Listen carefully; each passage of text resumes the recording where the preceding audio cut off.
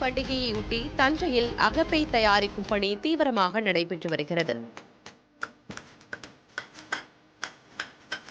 நாகரிக உலகில் சில்வர் கரண்டிகளின் வரவால் பல பாரம்பரியங்கள் மறைந்தாலும் தஞ்சாவூர் அருகே வேங்கராயன்குடிக்காடு கிராம மக்கள் இன்றும் பொங்கலை அகப்பை கொண்டே கிளறுகின்றனர். தேங்காய் சிரட்டையை தூய்மை செய்து சீவப்பட்ட மூங்கிலை அதன் கைப்பிடியாக்கி தயாராகும் இந்த அகப்பை பொங்கலுக்கு தனித்துவமான மணத்தையும் சுவையையும் சேர்க்கிறது.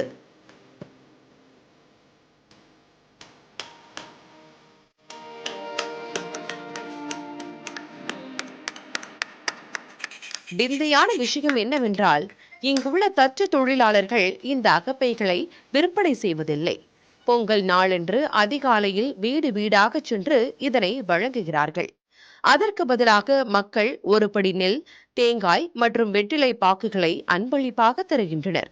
பண்டமாற்று முறையையும் பாரம்பரியத்தையும் ஒரு சேர காக்கும் இந்த கிராமத்தினர் நவீன காலத்திலும் நம் வேர்களை மறக்காமல் போற்றி வருவது வியக்க வைத்திருக்கிறது.